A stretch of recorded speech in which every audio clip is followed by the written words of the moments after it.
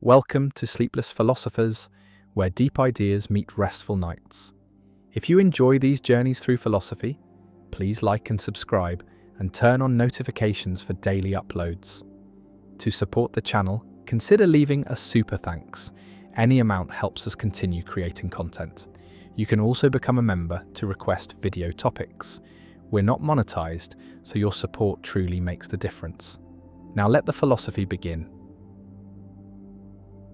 The predestination paradox.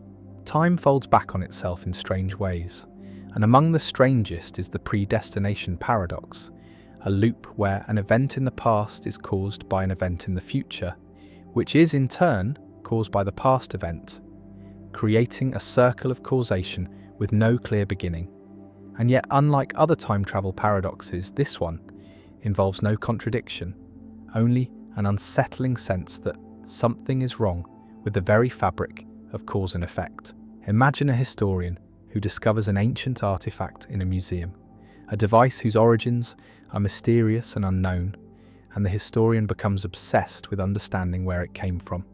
And after years of research, they finally build a time machine and travel back to the era when the artifact should have been created. But upon arriving, they find no trace of it. No one has ever seen or heard of such a device. And in frustration, the historian accidentally leaves their own artifact behind in the past, where it is eventually discovered and placed in a museum, the very museum where the historian first found it centuries later. The artifact has no origin. It was never created. It simply exists in a loop, passed from future to past and back again, and the timeline is perfectly consistent. Every event follows logically from every other event. There is no contradiction, no paradox in the classical sense, and yet the mind recoils because it seems that something must have created the artifact, that objects do not simply exist without being made. The predestination paradox is closely related to the bootstrap paradox, but it emphasizes a different aspect of the problem: the idea that events can be predetermined by time travel, that the past is fixed not because of physical laws, but because travelers from the future have already shaped it, and any attempt to change history is doomed to fail because the changes have already happened. They are already part of the timeline. Consider a time traveler who learns of a great disaster and travels back to prevent it, but every action they take to stop the disaster instead contributes to causing it. Their warnings are misunderstood, their interventions backfire, and in the end, the disaster occurs exactly as history recorded, because the time traveler was always part of that history. Their presence was always woven into the events, and there was never any other possible outcome. This raises profound questions about free will and determinism, because if time travel is possible, and the timeline is self-consistent, then perhaps the future is already written, every choice already made, every action already determined, and the feeling of free will is an illusion, a sensation that accompanies actions that were always going to happen, that could never have happened any other way. Some physicists embrace this view, arguing that the universe is a block where past, present, and future all exist simultaneously, and that time travel simply reveals what was always true, that history is immutable, that the timeline is a fixed structure, and we are merely moving through it, experiencing events in sequence, but unable to alter them. Others find this vision disturbing, a denial of agency, a suggestion that nothing we do matters, because it has all already been decided, and they seek alternatives. Perhaps in the many worlds interpretation, where every time travel event creates a new branch, or in models where time is more fluid and the past can genuinely be changed, though such models often struggle to avoid contradictions. The predestination paradox also appears in ancient mythology and philosophy, in the story of Oedipus, who tries to escape a prophecy but instead fulfills it through his very attempts to avoid it, in the idea of fate and destiny that pervades many cultures, the sense that some events are meant to be, that the future shapes the past as much as the past shapes the future. The paradox lingers as a reminder that time is stranger than it appears, that causation may not be as simple as earlier leading to later, that loops and circles might be woven into the structure of reality, and that the question of whether the future is open or closed, whether we are free or determined, may be inseparable from the question of whether time travel is possible, and if so, what kind of time travel the universe permits. The potato paradox. A farmer harvests 100 kilograms of potatoes, and these potatoes are 99% water by weight, meaning that only 1 kilogram is solid potato material and 99 kilograms is water. And the farmer leaves the potatoes out in the sun to dry, and after some time the water content has decreased. The potatoes are now 98% water instead of 99%. And the question is posed, how much do the potatoes weigh now? And the intuitive answer is that they have lost a little water, perhaps 1 kilogram, and so they now weigh 99 kilograms, or perhaps 98 kilograms. But this intuition is wildly wrong. The correct answer is that the potatoes now weigh 50 kilograms. They have lost half their weight, and this shocking result is the potato paradox, a puzzle about percentages and proportions that reveals how badly human intuition handles these concepts. The calculation proceeds as follows. The solid potato material, the non-water part, weighs 1 kilogram both before and after drying. This does not change. The potatoes lose water but not solid material, and before drying, this 1 kilogram of solid material represents 1% of the total weight, because the potatoes are 99% water and 1% solid, and after drying, this same 1 kilogram of solid material must represent 2% of the total weight, because the potatoes are now 98% water and therefore 2% solid. And if 1 kilogram is 2% of the total weight, then the total weight must be 50 kilograms, because 1 kilogram divided by 2% equals 50 kilograms. And so the potatoes have lost 50 kilograms of water, going from 100 kilograms to 50 kilograms, even though the percentage of water has decreased by only 1 percentage point, from 99% to 98%. The paradox reveals how deceptive percentages can be, how a small change in percentage can correspond to a large change in absolute quantity, and the confusion arises from conflating different reference points. The percentage of water is calculated relative to the total weight, which itself changes as water is lost. And so the meaning of 99% water before drying is different from the meaning of 98% water after drying, because the total weight is different. And this shifting reference point makes the percentage decrease seem small when in fact it corresponds to a massive, absolute loss of water. Another way to see the solution is to focus on the solid material. Before drying, the ratio of water to solid is 99:1, and after drying the ratio is 98:2, which simplifies to 49:1. And since the solid material remains 1 kilogram throughout, the water content must be 49 kilograms after drying, giving a total weight of 50 kilograms. And this calculation makes clear that the ratio of water to solid has nearly halved, from 99 parts water per part solid to 49 parts water per part solid. And this large change in ratio corresponds to the loss of half the total weight. The potato paradox has analogues in many real-world contexts where percentages and proportions are used. In economics, where small percentage changes in large quantities can represent enormous absolute changes. In medicine, where changes in concentrations or doses must be carefully calculated to avoid errors. In environmental science, where changes in atmospheric composition are measured in parts per million but can have large effects. And in all these contexts, the potato paradox serves as a warning that percentage changes can be misleading, that absolute quantities matter, and that careful calculation is necessary to avoid errors. The paradox also illustrates a general principle about proportions, that when the total changes, percentages relative to that total change in non-obvious ways, and that converting between percentages and absolute quantities requires attention to what the percentage is calculated relative to, and failure to track the denominator, failure to notice that the reference point is shifting, leads to systematic errors in reasoning, errors that the potato paradox exemplifies. Some people respond to the potato paradox by rejecting the premise, by arguing that potatoes cannot go from 99% water to 98% water by drying, that the numbers are unrealistic, but this response misses the point. The paradox is a thought experiment designed to illustrate mathematical relationships, and while the specific numbers may be exaggerated for effect, the underlying principle is sound, and similar calculations arise in realistic scenarios involving concentrations, dilutions, evaporations, and mixing, and understanding the potato paradox helps avoid errors in these practical contexts. The paradox is also pedagogically valuable.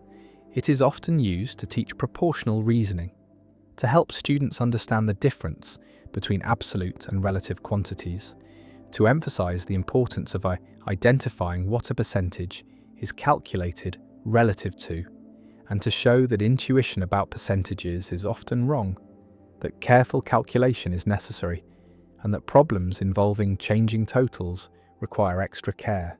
And students who master the potato paradox gain insight into a whole class of problems involving ratios, proportions, and percentages, problems that appear throughout mathematics, science, economics, and everyday life. The 100 kilograms of potatoes sit in the sun, water evaporating, and the percentage of water drops from 99 to 98. A change that sounds small, that feels negligible, and yet the weight has halved. 50 kilograms of water have disappeared, and the potatoes now weigh 50 kilograms. And this result shocks, violates expectation, reveals the gap between how percentages sound and what they mean, and the paradox endures, a simple problem with a surprising answer, a calculation that seems wrong but is right, a demonstration that percentages are tricky, that proportions shift in non-obvious ways, and that human intuition about these matters is unreliable, needs correction, needs training, needs the discipline of mathematics to avoid systematic error. And the paradox remains, taught in classrooms, discussed in puzzles, a permanent reminder that numbers are subtle, that context matters, that reference points shift, and that the gap between 99% and 98%, which sounds like 1%, can actually represent 50% of the total. And the potatoes shrink, the water evaporates, and the weight drops, and the paradox persists, elegant and instructive, a lesson in proportional reasoning wrapped in a story about potatoes and sunshine. The problem of the many. A cloud drifts across the sky, its edges soft and undefined, fading gradually into the surrounding air, and a question arises that seems absurd at first. How many clouds are there? Is it one cloud, or is it many? And the answer is not as obvious as it seems, because the boundary of a cloud is vague, imprecise, and this vagueness creates a puzzle known as the problem of the many, a paradox about identity and indeterminacy that challenges our assumptions about what it means to be a single object. Consider the cloud more carefully. There is no sharp line where the cloud ends and the clear air begins. Instead, there is a gradient of water droplet density, thicker in some regions and thinner in others.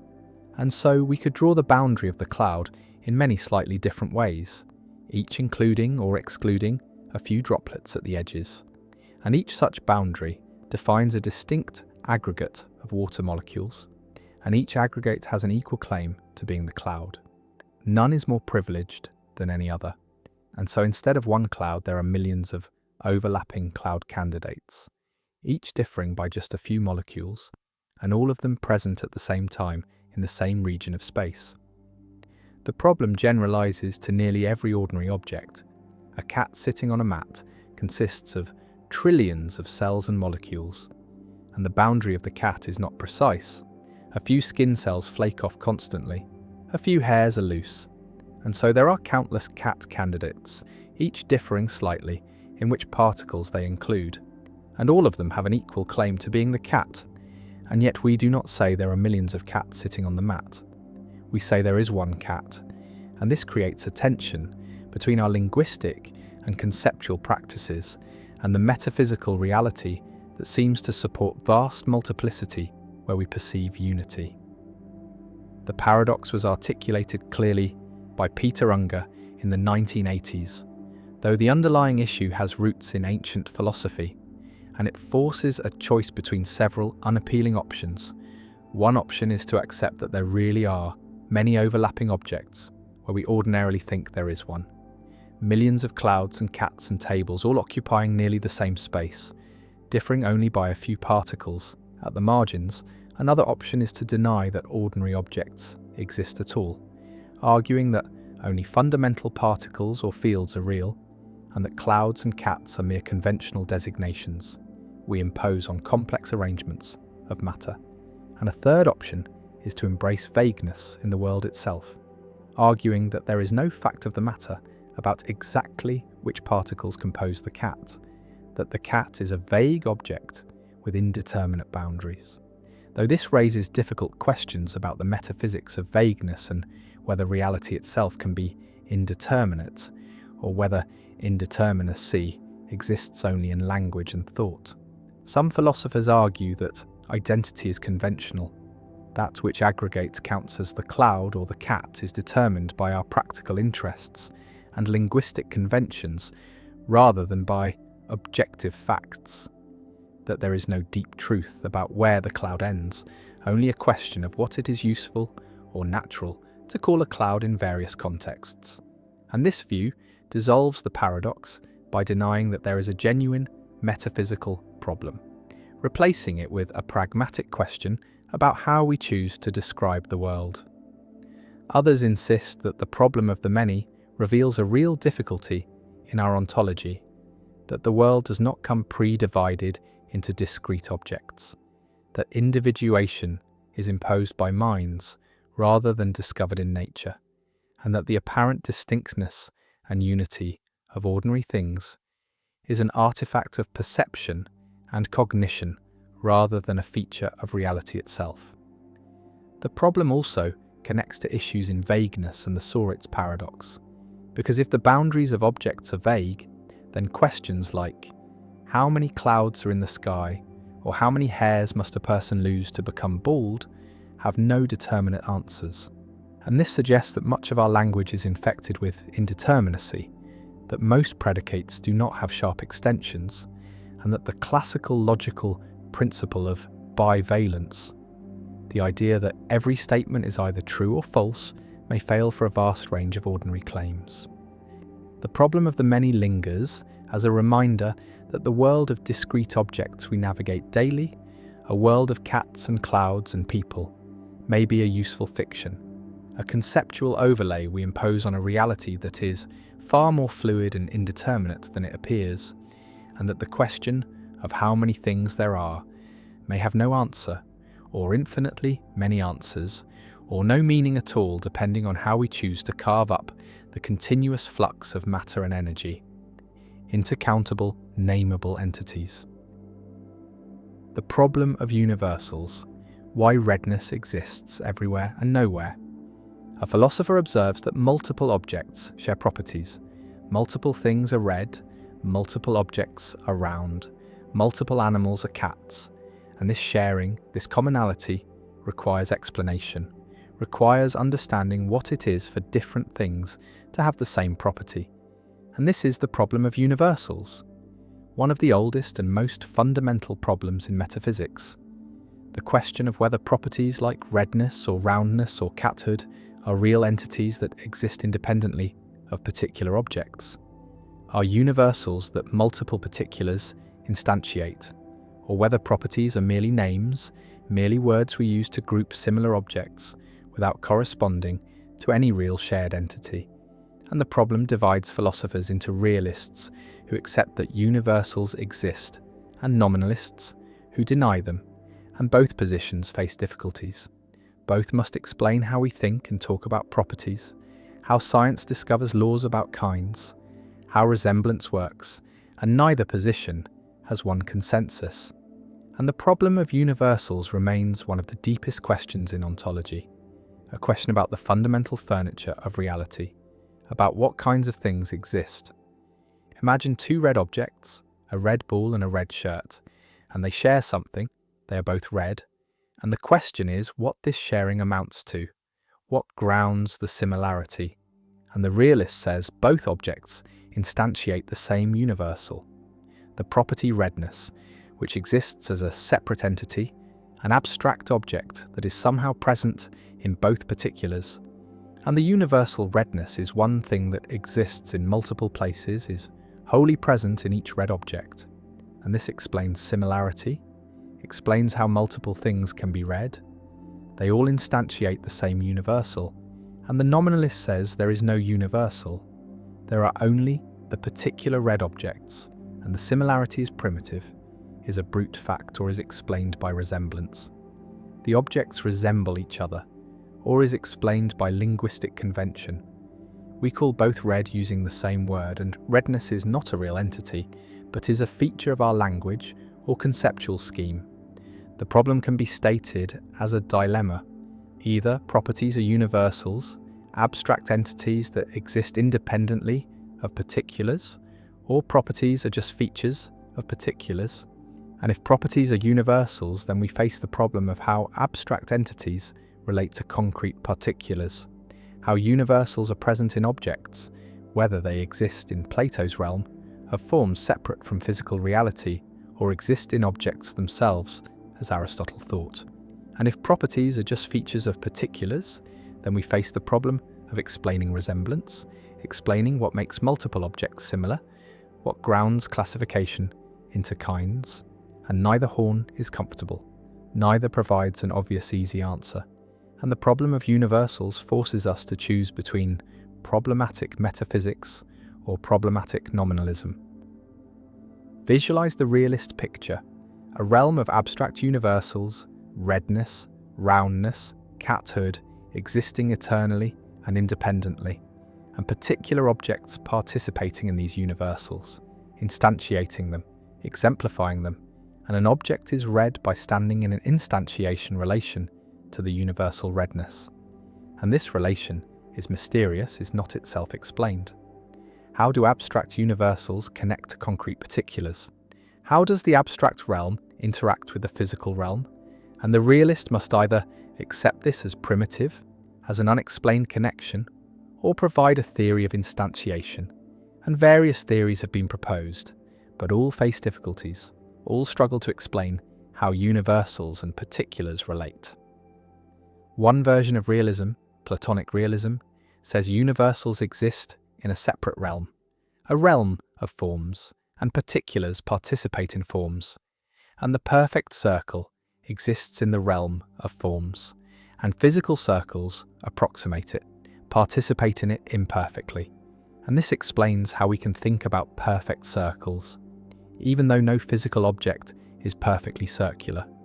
We grasp the form directly through reason, but the theory faces the problem of how we access the realm of forms, how our minds, which are physical, can connect to abstract entities, and the theory faces the problem of how participation works, how forms relate to particulars.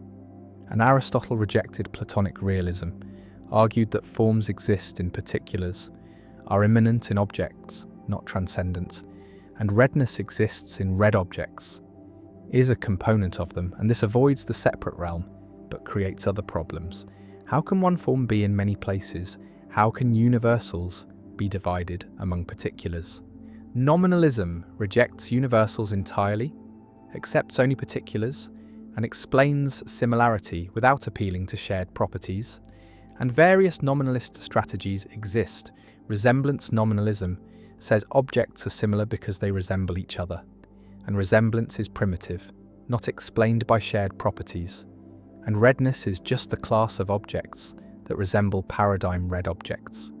And this avoids commitment to universals but faces the problem that resemblance seems to presuppose properties, seems to require that objects share something. And if resemblance is primitive, then we have not really eliminated properties but renamed them. And resemblance nominalism faces technical difficulties with explaining degrees of resemblance, with avoiding circularity. Another nominalist approach, predicate nominalism, says properties are just predicates, just words, and redness is the predicate red, and objects are red by satisfying the predicate. And this linguistic nominalism faces the problem of explaining why predicates apply. What makes it true that an object satisfies red? And the answer seems to require properties after all, seems to presuppose that objects have features that make predicates apply, and so predicate nominalism seems to presuppose what it denies, seems to need properties to explain predication. A third nominalist approach, trope theory, accepts that properties exist but denies that they are universals, argues that properties are particulars, are individual instances, and each red object has its own individual redness, its own red trope, and tropes resemble each other. Explains similarity, and universals are eliminated, replaced by classes of resembling tropes, and this approach preserves some realist insights, accepts that properties are real, while avoiding commitment to abstract universals, and trope theory has been developed extensively, has become a major alternative to both traditional realism and nominalism, and provides a middle ground that many find attractive. The problem of universals also affects science, affects understanding what scientific laws are, because laws concern kinds, concern all electrons or all mammals, and laws seem to involve universals, seem to say that all objects instantiating a certain universal behave in certain ways, and if universals do not exist, then what are laws about? Are they merely regularities in particular objects? Are they conventions of our theorizing? And nominalists must explain how science discovers objective laws if kinds are not real, if universals do not exist. And this challenge drives some philosophers toward realism, toward accepting that kinds are real, that universals exist because science seems to require them. The red ball and red shirt share something or do not share anything, are similar by instantiating a universal or by resembling each other. And the problem of universals asks which, asks what properties are, whether they are real entities or linguistic conveniences, whether redness exists in Plato's heaven or in particular red things, or only in our conceptual scheme. And the answers divide philosophers, have divided them for millennia. And the problem remains unsolved, remains central to metaphysics, and redness exists everywhere in all red things. If realism is true, and nowhere if nominalism is true, and the problem persists, ancient and unresolved, a permanent fixture in ontology, a question about whether reality contains abstract repeatable entities, or only concrete unrepeatable particulars, and the universals wait, existing or not existing, and the problem endures. The philosophical zombie argument, why consciousness might not come from physics. A creature walks among us that looks exactly like a human being, molecule for molecule identical, atom for atom the same, every neuron firing in the same patterns, every behaviour perfectly matched. And this creature speaks as we speak, acts as we act, responds to pain by withdrawing, to beauty by smiling, to loss by crying, and yet inside there is nothing. No subjective experience, no consciousness, no inner light, no feeling of what it is like to be this creature, and this being is called a philosophical zombie, or P-zombie, a thought experiment in philosophy of mind that challenges physicalism, challenges the view that consciousness is nothing more than physical processes, and the zombie argument asks us to imagine such creatures, to consider whether they are conceivable, and if they are conceivable, then they are metaphysically possible, and if they are possible, then consciousness cannot be identical to physical processes, cannot be reduced to brain states, because the zombie has all the physical processes but lacks consciousness, and this shows that consciousness is something extra, something additional to the physical, and this is the philosophical zombie argument, deployed by David Chalmers and others to defend property dualism, to argue that subjective experience is not reducible to objective physical facts, and the argument remains one of the most debated arguments in contemporary philosophy of mind. Imagine encountering a zombie, engaging in conversation, watching it navigate the world, and nothing in its behavior betrays the absence of consciousness. It claims to be conscious, describes its experiences in first-person terms, acts exactly as a conscious being would act, and the only difference, the only divergence between zombie and human is the inner life. The presence or absence of subjective experience, and the zombie has none, is dark inside, operates purely through physical mechanisms without any accompanying phenomenology, and the argument asks whether such a being is conceivable, whether we can coherently imagine it, and if we can, then consciousness is not necessitated by physical structure, is not entailed by brain processes, and physicalism fails, and some form of dualism must be true. The argument can be stated formally as follows: it is conceivable that there be zombies, creatures physically identical to humans, but lacking consciousness. If zombies are conceivable, then they are metaphysically possible. If zombies are metaphysically possible, then consciousness is not identical to physical processes. Therefore, consciousness is not identical to physical processes. And this conclusion challenges materialism, challenges the view that everything is physical, that mental states are brain states, and forces recognition of an explanatory gap, a gap between physical facts and phenomenal facts that cannot be bridged by physical explanation alone. Visualize two worlds. One is our world, filled with conscious beings who have inner lives, who experience redness and pain and joy, and the other is zombie world, physically identical. Every particle in the same position, every force acting identically, but lacking consciousness. All beings are zombies, and the question is whether zombie world is possible, whether it is a coherent scenario, and Chalmers argues that it is, that we can conceive of such a world without contradiction, and this conceivability establishes possibility, and possibility refutes physicalism, shows that physical facts do not exhaust all facts, that there are phenomenal facts that are additional to physical facts. Physicalists respond to the zombie argument in multiple ways. The most direct response denies that zombies are conceivable, argues that the apparent conceivability is illusory, that we think we can imagine zombies because we are not thinking carefully enough, not considering all the implications, and that when we try to fill in the details, try to specify exactly how a zombie would work, contradictions emerge, and zombies turn out to be impossible after all.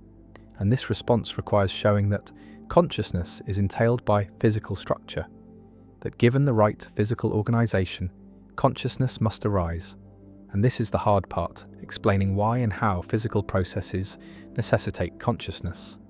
Another response accepts that zombies are conceivable, but denies that conceivability implies possibility, argues that there is a gap between what we can imagine and what is actually possible, that conceivability is an epistemic notion about what seems possible to us, while possibility is a metaphysical notion about what could actually be.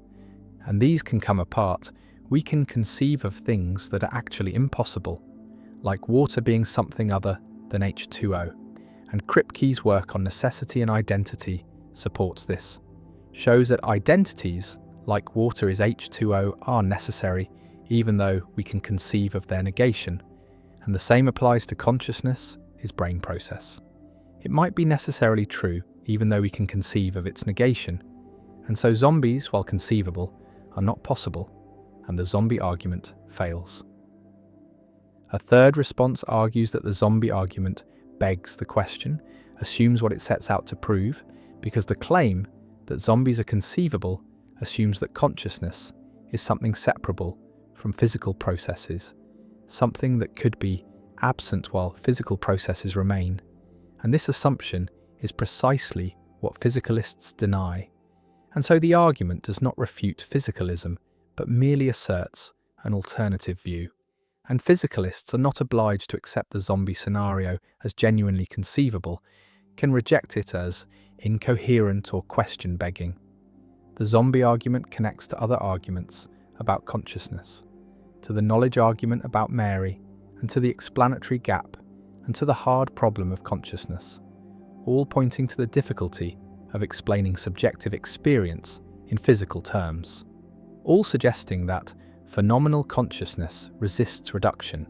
And these arguments collectively create a case for dualism, for the view that consciousness is not physical, though the case remains controversial, remains rejected by many philosophers who maintain that consciousness will eventually be explained physically, that the apparent gap is due to ignorance, not to genuine irreducibility. The zombie walks through the world, behaving normally, seeming conscious, and yet the question hangs: is there anyone home? Is there subjective experience? Or is the creature an automaton, a sophisticated mechanism that mimics consciousness without having it? And the zombie argument uses this thought experiment to probe the nature of consciousness, to test whether consciousness can be separated from physical structure. And the answer determines whether physicalism is true, whether everything about consciousness can be explained in physical terms, or whether consciousness is something more, something that transcends the physical. And the zombie remains, conceivable or not, possible or not, a thought experiment that continues to challenge materialist theories of mind, continues to force physicalists to explain how consciousness arises from matter, how subjective experience emerges from objective processes, and the philosophical zombie endures as one of the most vivid and controversial thought experiments in philosophy. A creature that may be impossible, but whose mere conceivability threatens physicalism, whose imagined existence reveals the explanatory gap between brain and mind, between matter and consciousness, and whether zombies could exist remains disputed, remains a test case for theories of consciousness, and the zombie argument persists as a central challenge to the view that science can explain everything, that physical facts exhaust all facts, and that consciousness is nothing more than brain processes arranged in certain ways. The Preface Paradox. An author completes a lengthy scholarly work, a book synthesizing years of research, containing hundreds of individual claims about history, science, or philosophy, and the author has carefully checked each claim, believes each one to be true, based on the available evidence, and yet in the preface, the author writes something like this: "Despite my best efforts, I am certain that this book contains errors, that some of the claims I have made are false, and I apologize in advance for any mistakes that careful readers may discover." This acknowledgement is standard, even expected in academic writing, a gesture of intellectual humility, an admission that no human work is perfect. That error is inevitable in any sufficiently complex undertaking, and yet this creates a paradox, because the author believes each individual claim in the book believes that claim 1 is true, that claim 2 is true, that claim 3 is true, and so on for all the claims, and belief is usually thought to be closed under conjunction, meaning that if you believe each of several propositions, then you should believe their conjunction, and so the author should believe that all the claims in the book are true, and yet the author also believes that at least one of the claims is false, that not all of them are true, and these two beliefs are contradictory. And so the author holds contradictory beliefs, and this seems irrational. Yet the author's behaviour seems entirely reasonable. Both the individual beliefs and the belief that some of them are false seem justified. And so the preface paradox reveals a tension between rationality and consistency, between what it is reasonable to believe and what logic says about the relationships between beliefs. The paradox was first articulated clearly by David Mackinson in 1965, though related issues had been discussed earlier, and it challenges the principle that rational belief is closed under conjunction, that if you rationally believe P and rationally believe Q, then you must rationally believe P and Q, because in the preface case, the author rationally believes each claim individually, but rationally believes that their conjunction is false. or at least that the conjunction is likely to contain errors.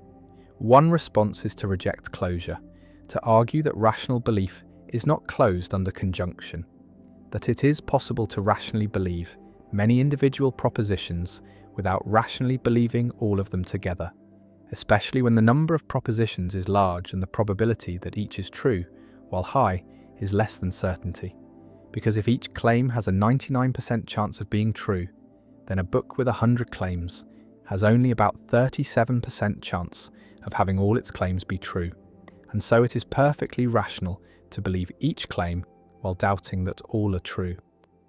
Another response is to distinguish between degrees of belief, arguing that the author assigns high credence to each individual claim, perhaps 99%, but assigns lower credence to the conjunction of all the claims, and that there is no contradiction here, only a recognition that confidence decreases as the number of independent claims increases.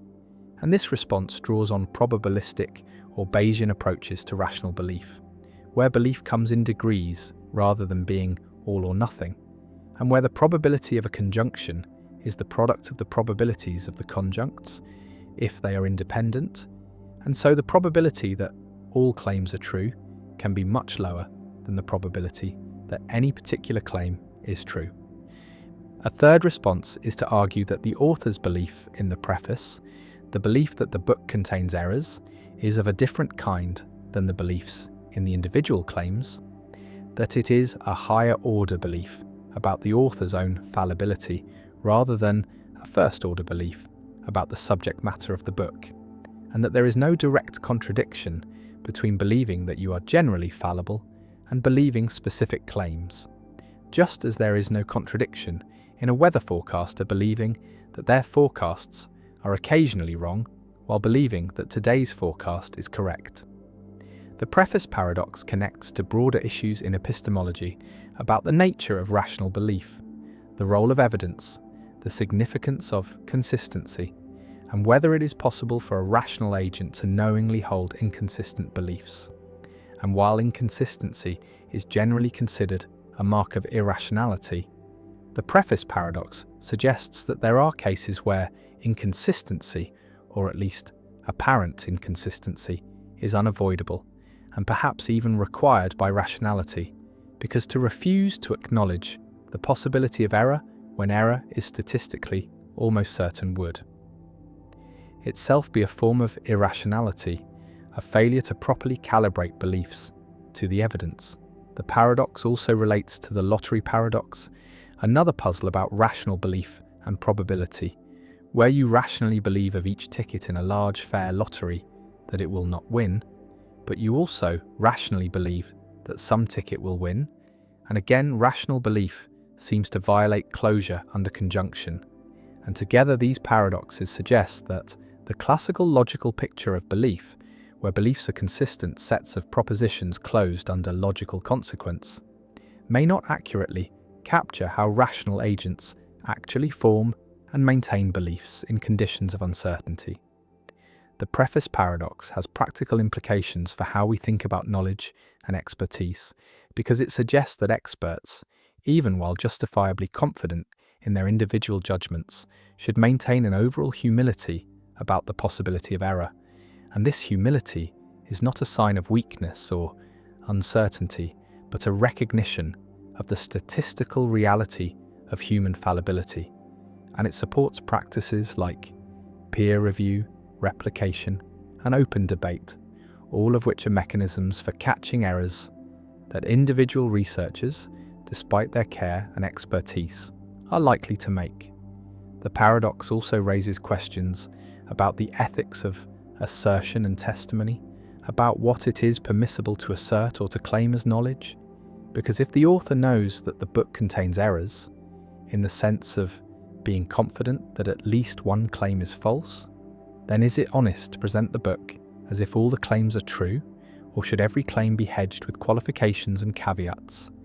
And if so, would this not make communication impossibly cumbersome?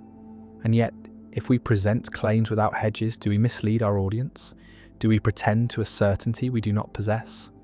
And these questions have no easy answers, and different contexts may call for different standards of assertion, with scientific writing allowing for the acknowledgement of fallibility in a way that courtroom testimony or medical diagnosis may not.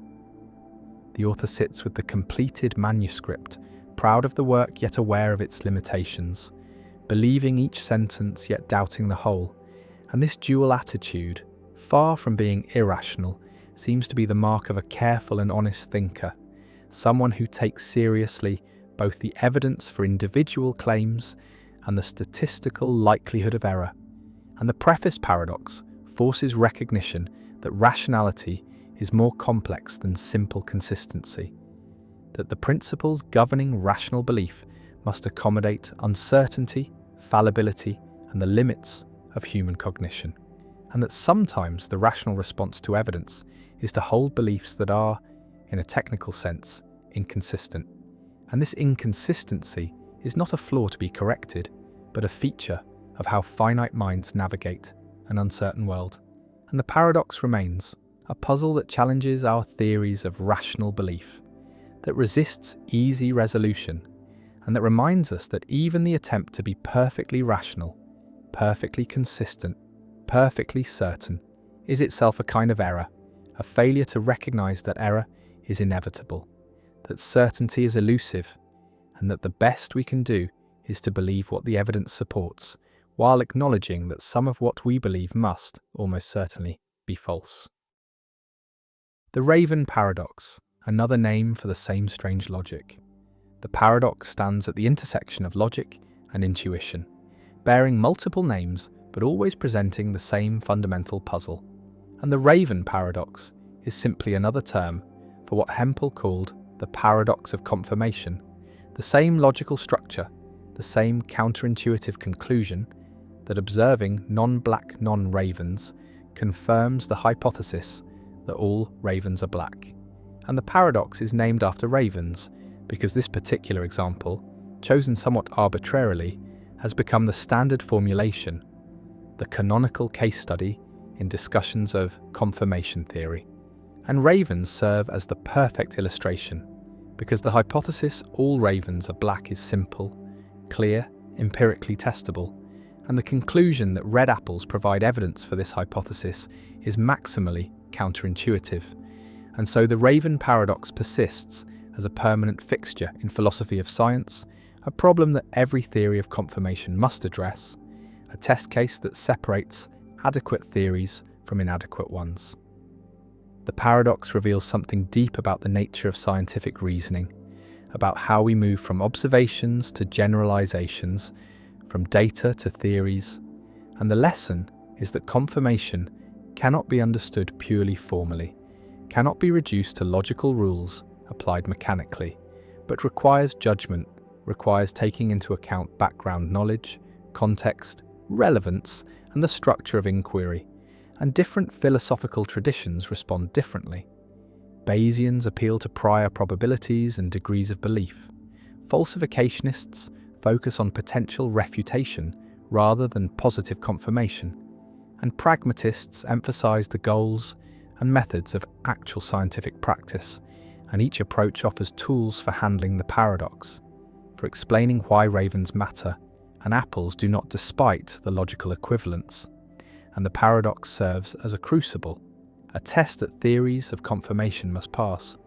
And many theories that seem plausible initially reveal inadequacies when confronted with the Raven paradox, fail to explain our intuitions, force counterintuitive conclusions, or require abandoning principles that seem essential to scientific reasoning.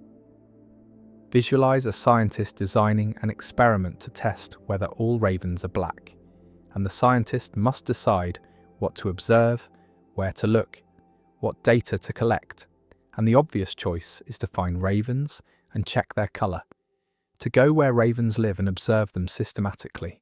And no scientist would waste time observing apples or examining non-ravens, not because such observations are irrelevant in principle, but because they are inefficient, provide so little information relative to the effort required that they're not worth doing.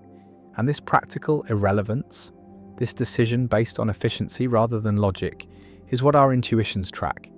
and the paradox arises from confusing practical irrelevance with logical irrelevance, from thinking that because we should not observe apples in practice, apples must not provide confirmation in principle.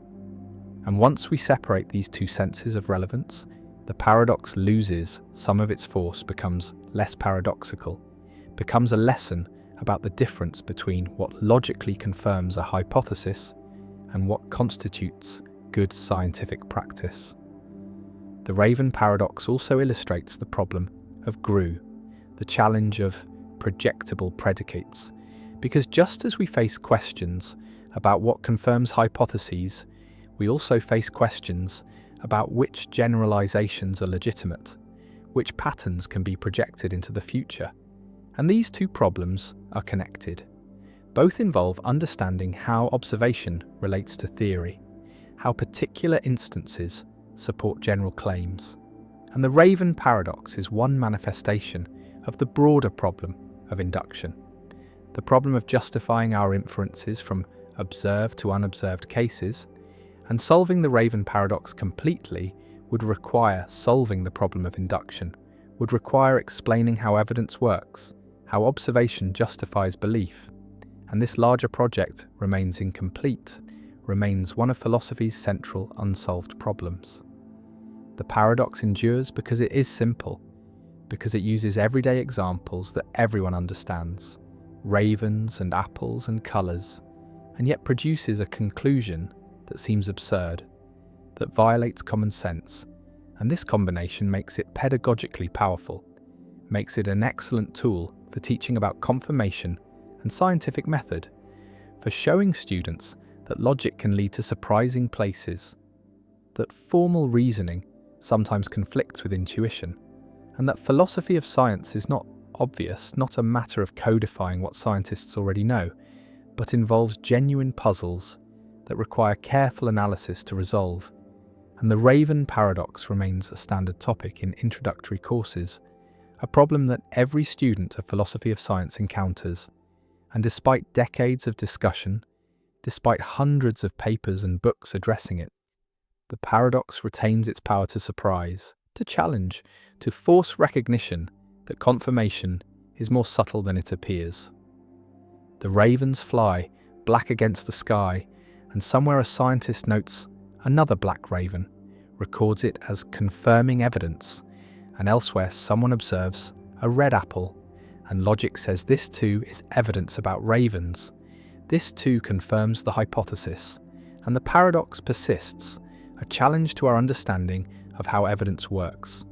A puzzle that remains unsolved, not because no solutions have been proposed, but because every solution requires sacrificing some intuition, requires accepting some counterintuitive conclusion, or rejecting some seemingly obvious principle. And the paradox stands as a reminder that scientific method is not straightforward, that the relationship between theory and observation is complex, and that even basic questions about confirmation, about what counts as evidence, about how we learn from experience, remain philosophically problematic, and the Raven paradox endures. The private language argument, why you cannot invent words only you understand. A person decides to create a private language, a language for describing inner sensations that only the person can experience, and the person picks a letter, say S, and decides that S will refer to a particular sensation, a specific feeling that recurs occasionally, and whenever the sensation occurs, the person writes S in a diary. And the person is the only one who knows what S means, the only one who can identify the sensation, because the sensation is private, is accessible only to the person who feels it. And this seems possible, seems like something anyone could do, seems like we already do this to some extent when we give names to our own private experiences. But Ludwig Wittgenstein argues in his philosophical investigations that such a private language is impossible, that the scenario described involves a fundamental confusion about how language works, about what it means for a word to have meaning. And this is the private language argument, one of the most discussed and controversial arguments in 20th century philosophy, a challenge to the idea that we can give meaning to words through private mental acts of association, through inner ostensive definition, and an argument that meaning requires public criteria, requires shared practices, requires more than individual intention or inner recognition. Imagine the person using S over time, writing it when the sensation occurs, and now the question arises, how does the person know they are using S correctly? How does the person know that today's sensation is the same as yesterday's sensation, that both deserve the label S, and the person consults memory, remembers what S means, remembers the sensation, and judges that yes, the current sensation matches, deserves the label S. But Wittgenstein asks what makes this judgment correct. What distinguishes correctly remembering what S means from merely seeming to remember correctly? And in a public language, there are external checks. Other speakers can correct mistakes, can point out when a word is misused, but in a private language, there is no external check, no way to distinguish genuine correctness from apparent correctness, no way to distinguish following a rule from merely thinking one is following a rule, and so the distinction collapses. And if there is no distinction between being right and seeming right, then there is no meaning, no rule, no language, only the illusion of language. The argument can be stated as a dilemma. Either the private language user has a criterion for correct use of S, something that determines when S applies and when it does not, or the user has no criterion, and if there is a criterion, then it must be something public, something that could, in principle, be recognized by others, because private criteria are impossible, cannot distinguish correct from incorrect application, and so the language is not really private. And if there is no criterion, then S does not have a meaning, does not refer to anything determinate, is just a mark that the user writes arbitrarily. And either way, private language fails. Either it is not really private or it is not really language, and the conclusion is that language requires public criteria, requires embedding in shared practices, requires more than inner acts of association. Visualize the private language user checking whether to apply S, looking inward, consulting the memory of what S means, and judging that the current sensation matches. And Wittgenstein compares this to buying several copies of the same newspaper to check whether the first copy was telling the truth. The consultation of memory is not an independent check, not a genuine verification, because memory itself might be mistaken, and there is no way within the private framework to correct memory, no external standard against which to test it. And so the whole enterprise collapses into subjectivity, into whatever seems right is right. And this destroys meaning, makes S meaningless, because there is no distinction between correct and incorrect use. The private language argument has profound implications for philosophy of mind, for theories of consciousness, for the question of whether mental states are purely private or whether they have public dimensions, and if private language is impossible, then purely private mental states are problematic, are not the kind of thing we can talk about or think about in determinate ways. And this suggests that even our inner lives, even our private experiences are shaped by public language, by shared concepts, by social practices. And there is no purely private realm of experience that exists independent of language and society. One response to the argument defends private language, argues that Wittgenstein's standards for meaning are too strict, that memory can serve as a criterion even if it is fallible, that we do have private access to our sensations, and that this access, combined with memory, is sufficient to ground meaning.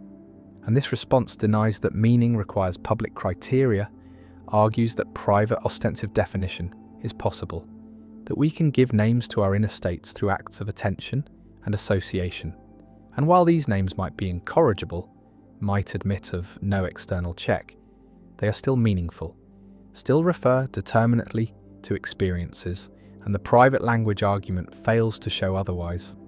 Another response accepts that individual private language is impossible, but argues that this does not threaten our understanding of consciousness or inner experience, because we do not actually use private language, we use public language to describe our inner states, and words like pain and sensation have public criteria, have behavioural and contextual conditions for application, and so there is no need for private language, no loss if private language is impossible, and the argument's conclusion, rather than being threatening, is liberating, shows that language is essentially social, that meaning is public, and that our inner lives are not sealed off, but are accessible through language and behaviour.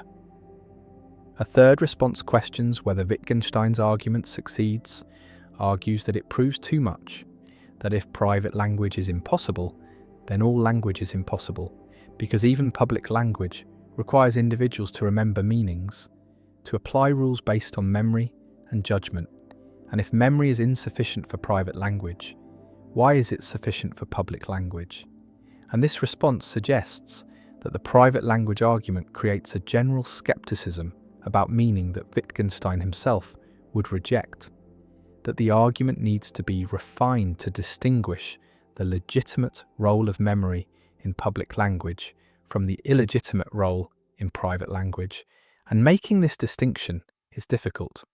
The private language argument also connects to broader issues about rule following, about what it means to follow a rule, to do the same thing repeatedly, to continue a series, and Wittgenstein's point is that rule following is not a matter of inner interpretation, not a matter of grasping a meaning in the mind, but is a matter of practice, of training, of embedding in a community, and rules are constituted by practices rather than by mental states, and following a rule is doing what counts as correct within a practice, not doing what seems correct to an isolated individual. And this social account of rules shapes Wittgenstein's philosophy of mathematics, of logic, of language, and underlies the private language argument. The person sits with the diary with entries of S scattered through the pages, and the question remains whether S means anything, whether the person is using language or merely making marks. And Wittgenstein's argument says that without public criteria, without shared practices, without the possibility of correction by others, S is meaningless. The diary is not a record but a pretense, and the private language is not language at all.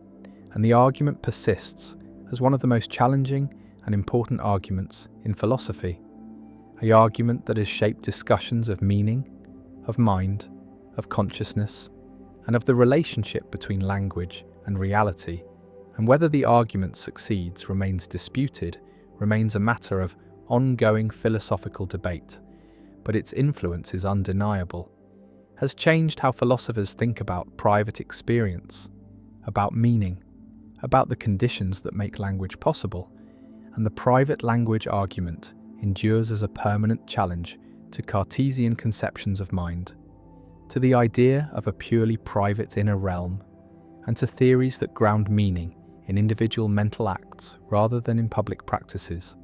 And the diary sits closed, the S entries unreadable, meaningful, or meaningless depending on whether Wittgenstein is right, and the argument remains powerful and controversial, a landmark in 20th century philosophy. The prisoner's dilemma: why rational people choose worse outcomes. Two criminals are arrested, held in separate cells, cannot communicate, and the prosecutor offers each the same deal: testify against your partner and you go free while your partner gets 10 years, or stay silent, and if your partner also stays silent, you both get 1 year for a lesser charge. But if you stay silent and your partner testifies, then you get 10 years and your partner goes free. And if you both testify, you both get 5 years. And each prisoner must decide independently, without knowing what the other will choose. And the rational analysis is straightforward. From each prisoner's perspective, testifying dominates staying silent. If your partner stays silent, you get freedom by testifying versus 1 year by staying silent. And if your partner testifies, you get 5 years by testifying versus 10 years by staying silent.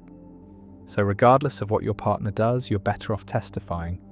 And since both prisoners reason this way, both testify, both get 5 years, and yet if both had stayed silent, both would have gotten only 1 year. And so rational individual decision-making produces a collectively worse outcome. And this is the prisoner's dilemma. one of the most important concepts in game theory, a demonstration that individual rationality can lead to collective irrationality, that pursuing self-interest can harm everyone, including yourself, and the dilemma has applications across economics, politics, environmental policy, international relations, and reveals fundamental tensions between individual and collective good, between rationality and cooperation. Imagine being one of the prisoners sitting in the cell, considering your options, and you reason, if I stay silent, I get either 1 year if my partner stays silent, or 10 years if my partner testifies.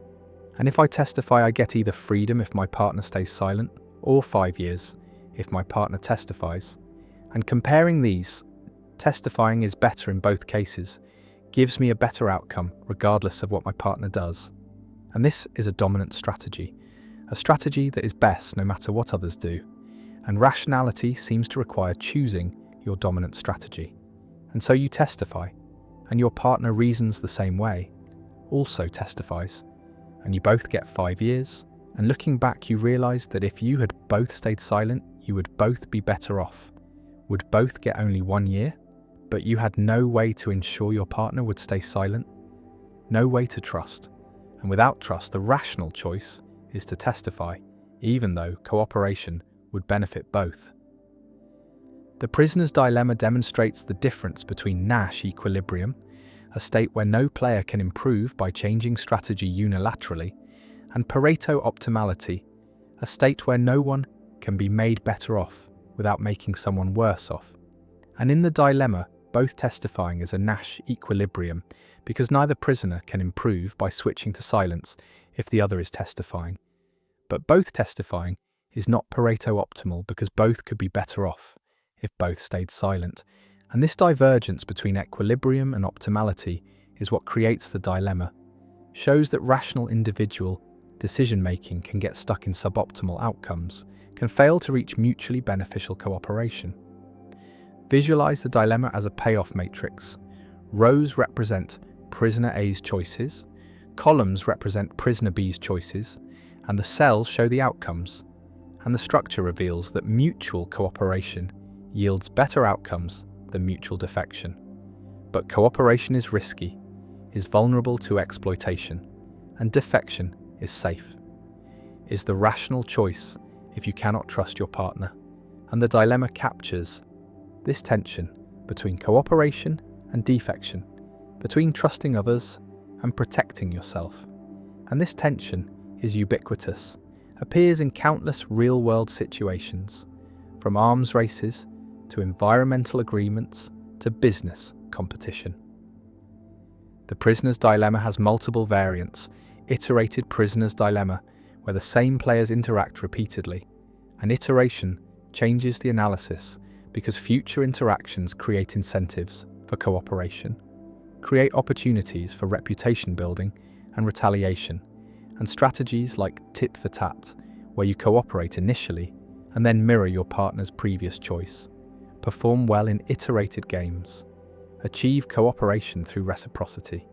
And this shows that repeated interaction can solve the dilemma, can enable cooperation even among self-interested rational agents. And real-world interactions are often repeated, are embedded in ongoing relationships, and this repetition facilitates cooperation, makes trust possible. Another variant is the multiplayer prisoner's dilemma, also called the tragedy of the commons, where many individuals face the choice between cooperating, restraining themselves for collective benefit, or defecting, pursuing individual benefit at collective cost. And examples include overfishing, pollution, climate change, where each individual's rational self-interest leads to collective disaster. And the tragedy of the commons shows that the prisoner's dilemma scales applies to large groups. And the problem is even harder with many players because coordination is more difficult, free riding is easier, and collective action problems arise, and solving these requires institutions, requires mechanisms for enforcement, for monitoring, for punishing defectors. And this is why societies have laws, have regulations, have enforcement mechanisms, because voluntary cooperation is difficult to sustain in large groups facing prisoners' dilemmas. The dilemma also has implications for moral philosophy, for understanding ethics and rationality, because the dilemma shows that rationality and morality can conflict, that the rational choice is to defect, to pursue self-interest, but the moral choice is to cooperate, to consider collective welfare. And this conflict challenges theories that equate rationality with morality, shows that purely self-interested rationality is insufficient for social welfare, requires supplementation with moral considerations, with concern for others, and various moral theories respond differently. Consequentialism might argue that the rational thing is to cooperate because outcomes matter. Contractarianism might argue that rational agents would agree to constraints on defection to avoid mutual harm, and virtue ethics might argue that cooperating reflects good character, even if not strictly rational, in narrow self-interest. One lesson from the prisoner's dilemma is the importance of institutions, of mechanisms that change incentives, that make cooperation rational, and laws that punish defection, contracts that bind parties, monitoring systems that detect cheating, all serve to solve prisoners' dilemmas. All transform situations where defection is rational into situations where cooperation is rational. And understanding the dilemma helps design better institutions, helps create systems where individual incentives align with collective good. And much of economics and political science concerns this problem, concerns how to structure institutions to promote cooperation in dilemma-like situations. Another lesson is the importance of communication, of trust building, of reputation, because in real-world dilemmas, players can communicate, can make commitments, can observe each other's behavior over time, and these factors facilitate cooperation, make it easier to coordinate on the cooperative outcome. And experiments show that allowing communication increases cooperation rates dramatically in prisoners' dilemmas. And this is why diplomacy matters, why negotiation matters, why building relationships matters, because these processes enable cooperation even when individual incentives favour defection. The prisoners sit in separate cells, cannot communicate, face the choice, and rational analysis drives them both to testify, to defect, even though cooperation would benefit both.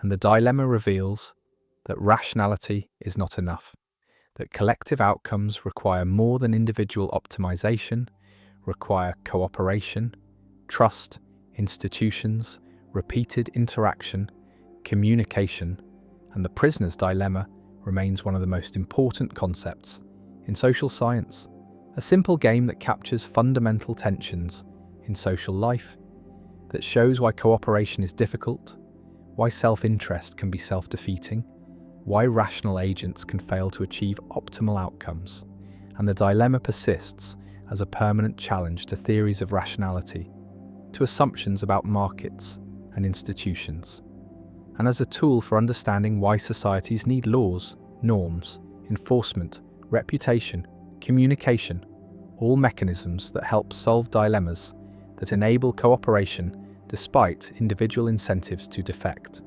And the prisoners testify, and both lose more than they needed to, and the dilemma endures. The problem of other minds, how you know anyone else, is conscious. You observe a person crying, tears streaming down their face, and you infer that they are sad, that they are experiencing the subjective feeling of sadness, the inner emotional state. And this inference seems natural, seems obvious, but philosopher Bertrand Russell asks what justifies it. What evidence proves that other people have minds, have consciousness, have inner experiences like yours? And the evidence is purely behavioural. You see the tears, hear the words, observe the actions, but you never directly experience another person's consciousness, never feel their pain or see their thoughts. And so the inference from behaviour to consciousness is not logically certain, cannot be proven beyond doubt. And it is logically possible, conceivably, though perhaps not believably, that other people are unconscious automata, zombies who behave as if conscious but have no inner life, and this possibility however remote, reveals that our knowledge of other minds is inferential, is based on analogy to our own case. And this is the problem of other minds. The epistemological challenge of justifying our belief that other people are conscious, that they have subjective experiences, that they are not merely sophisticated mechanisms producing behavior without accompanying phenomenology. Imagine trying to prove that someone else has consciousness, trying to establish with certainty that they have subjective experiences, and you observe their behavior, see them wince in pain, hear them describe their feelings, watch them respond appropriately to stimuli, and all this behavior is consistent with consciousness, is what we expect conscious beings to do, but it is also consistent with unconsciousness, with sophisticated programming that produces appropriate responses without any inner experience, and there is no test, no observation, no experiment that directly reveals consciousness, that proves beyond doubt that someone else has subjective experiences, and so the inference to other minds is always uncertain, is always vulnerable to skeptical doubt. And while we do not actually doubt that other people are conscious, while the skeptical scenario seems absurd, the philosophical point is that our belief cannot be proven, cannot be established with the certainty we might desire.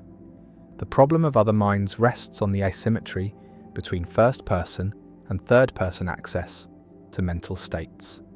You have direct access to your own consciousness, immediate awareness of your own thoughts and feelings, but you have only indirect access to others' consciousness, can only infer it from their behavior and their reports. And this asymmetry creates an epistemological gap, a gap between what you can know with certainty about yourself and what you can know about others, and crossing this gap requires inference, requires reasoning from observed behavior to unobserved mental states.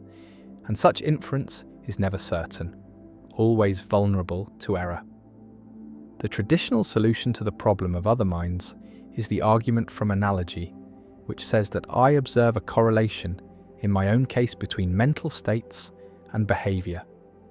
I know that when I am in pain, I exhibit certain behaviors.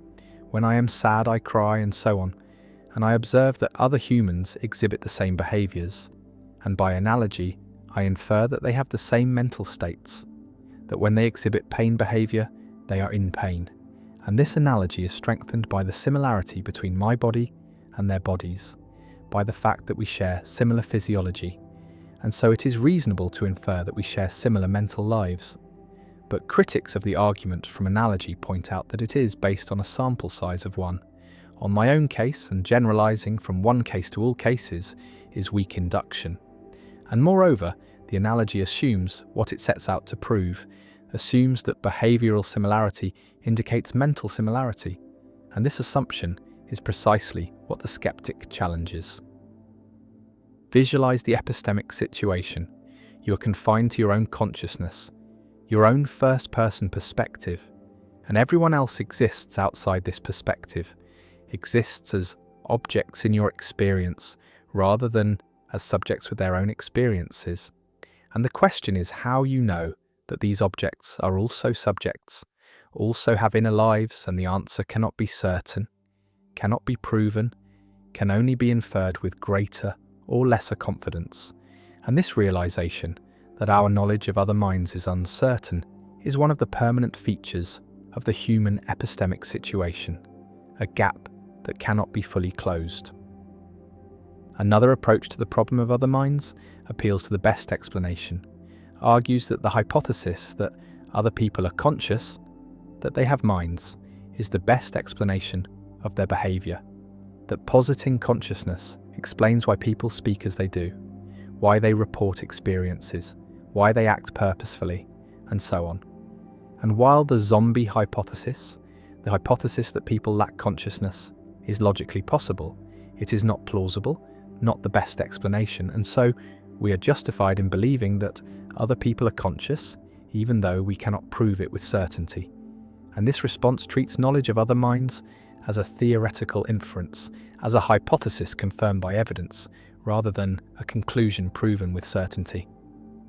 A third approach, associated with Wittgenstein, questions the framework of the problem, argues that the idea of privately checking whether another person is conscious is confused, that consciousness is not a hidden inner property that might be present or absent while behaviour remains the same, but is manifested in behaviour, is constituted by appropriate responsiveness, and there is no gap between behaviour and mind, no possibility of zombie-like creatures that behave as if conscious but lack consciousness, because consciousness just is the pattern of appropriate behaviour, and the problem of other minds dissolves, because it is based on a misunderstanding of what consciousness is, treats it as an inner object rather than as a pattern of life.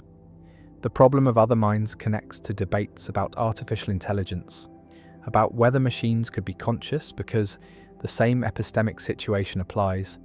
We observe the behaviour of AI systems, see them generate text, respond to questions, exhibit apparently intelligent behaviour, and the question arises whether there is consciousness behind the behaviour, whether the machine has subjective experiences, or whether it is merely processing symbols without understanding, and our inability to solve the problem of other minds for humans makes the question of machine consciousness even more difficult, even more uncertain, and we face the possibility that we may never know whether AI is conscious, may never be able to prove or disprove machine sentience.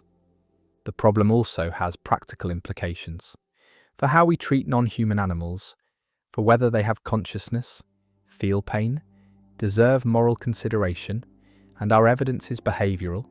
We see animals exhibit pain behaviour, avoid harm, seek pleasure, and we infer that they are conscious, that they have subjective experiences, but the inference is uncertain.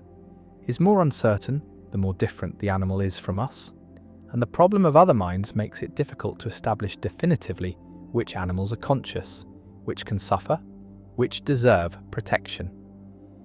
You see the person crying, and you believe they are sad, and you comfort them, and the interaction proceeds as if their consciousness is real, as if their suffering matters. And practically, this is enough. Socially, this is how we function.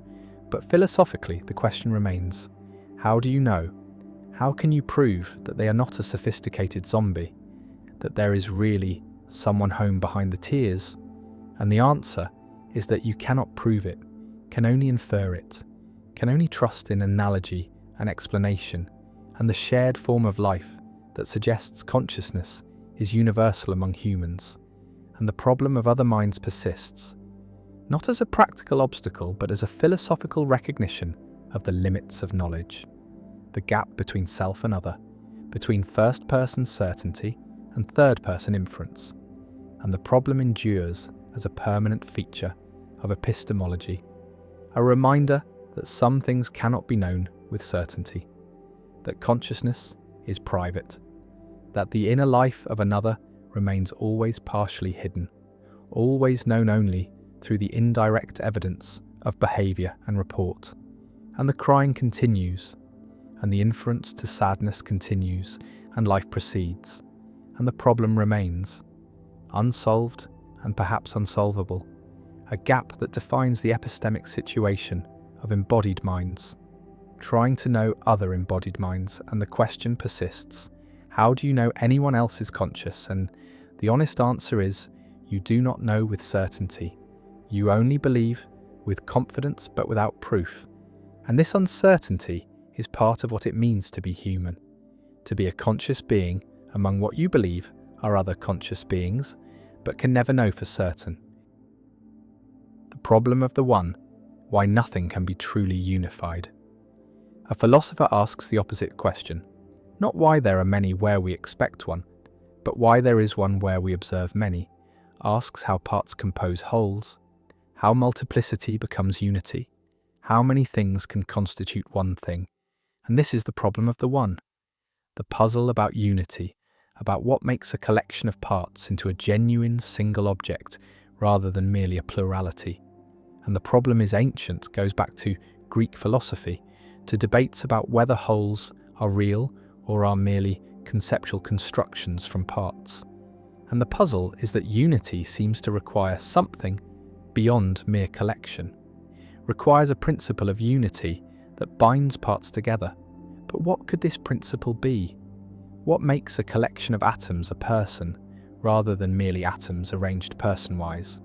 What makes a ship, rather than merely planks fastened together? And if unity is not explained by parts alone, then what explains it? And if unity is just conceptual, just imposed by our minds, then objects are not real, are not mind-independent, and reality consists only of parts, of fundamental particles, and all composition is conventional. And this threatens ordinary ontology, threatens the reality of familiar objects. And this is the problem of the One, the challenge to explain how genuine unity arises from multiplicity, how the One emerges from the many. Imagine a statue, a bronze sculpture of a human figure, and ask what the statue is, and one answer says the statue is a collection of bronze atoms arranged statue-wise. The atoms are parts and the statue is the whole. They compose. But what makes this collection a statue rather than merely atoms? What unifies the atoms into one object? And the answer cannot be just spatial proximity, because atoms separated by empty space are still separate, not unified. And the answer cannot be just causal interaction, because atoms in different objects interact causally, through electromagnetic forces, without composing a single object. And the answer seems to require something additional. A principle of unity, a form in Aristotelian terms, or a substance in Cartesian terms, something that binds parts into wholes. But this additional element is mysterious, is not itself a physical part, and positing it seems like mysterious ontology, and avoiding it seems to require denying that wholes exist, accepting mereological nihilism, the view that only simples exist, only fundamental particles, and composition never occurs, and all talk of composite objects is loose speaking, is convenient fiction. The problem of the One connects to debates about composition, about when parts compose wholes, about what conditions must be met for composition to occur, and the problem is that every proposed answer seems either too permissive, allows too many compositions, allows arbitrary collections to count as objects, or too restrictive, disallows too many compositions, eliminates familiar objects, and finding the right balance, the correct answer to when composition occurs, has proven impossible. And Peter van Inwagen argued that this impossibility suggests composition rarely occurs, perhaps only when parts constitute living organisms, and ordinary inanimate objects do not exist, are not genuine wholes, are only simples arranged object-wise. And this revisionary ontology preserves unity for organisms, but eliminates most ordinary objects. And critics find this too extreme, too counterintuitive, too willing to deny the obvious existence of chairs and tables and planets.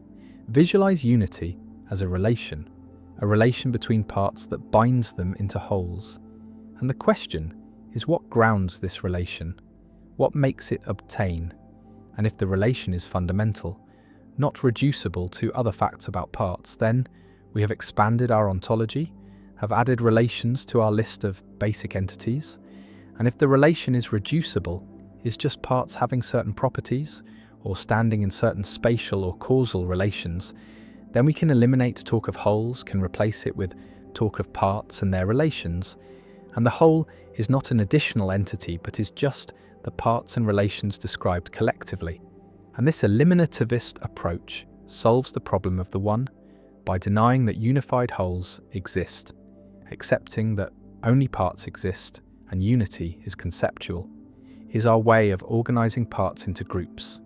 And objects are not discovered but constructed by our practices of grouping and naming. One response to the problem of the One embraces mereological universalism, argues that any parts whatsoever compose a whole, that composition always occurs, that for any collection of objects, no matter how disparate, there is a further object that they compose. And this position accepts vast ontology, accepts that there are objects, like the fusion of your left hand and the Eiffel Tower, bizarre, scattered objects that common sense would reject. And the advantage is that composition is simple, unrestricted, explained by a single principle. But the disadvantage is that most composite objects are not recognized by ordinary thought, are not natural kinds, are arbitrary fusions, and this threatens to make ontology too easy, too unconstrained, accepts too much rather than too little. Another response accepts that some compositions occur and others do not, that there are principal distinctions, that organisms compose wholes but arbitrary collections do not, that bonding or causation or functional integration grounds composition determines when parts unify into wholes, and this moderate position preserves ordinary objects, accepts that chairs and organisms exist while rejecting bizarre fusions. And the challenge is to state the principle precisely, to say exactly which compositions occur, and every proposed principle faces counterexamples, faces cases where intuition says composition occurs, but the principle says it does not, or vice versa, and no principle has won consensus, and the problem of the one persists as a challenge to find the correct theory of composition. A third response questions whether the problem has a solution, argues that composition is vague, is indeterminate, that there are cases where there is no fact of the matter whether composition occurs, where the boundary between unified whole and mere collection is fuzzy. And this response treats the problem of the one as showing that reality is indeterminate in certain respects, that not all questions about existence have determinate answers, and some philosophers embrace this, accept vague existence, while others reject it as incoherent, as violating the law of excluded middle, and the debate continues. The problem of the one also affects our understanding of ourselves, of persons, because persons seem to be unified wholes, seem to be single subjects of experience, despite being composed of many cells, many organs, many subsystems. And what unifies a person? What makes a collection of cells? One person rather than many cells. And the answer cannot be just physical contiguity, because persons survive cell replacement, survive gradual change in material composition, and the answer seems to require psychological continuity, sameness of consciousness, unity of perspective. But these are not physical properties, are not features of cells, and so persons might not be physical objects, might be non-physical entities that somehow relate to bodies, and this threatens materialism, threatens the view that persons are nothing over and above their physical parts. And the problem of the one for persons remains unsolved, remains a challenge for theories of personal identity. The statue stands, one or many, unified or merely assembled, and the person exists, one subject or many cells, and the problem of the one persists, asking how unity arises, how the many become one, how parts compose wholes, and no answer fully satisfies.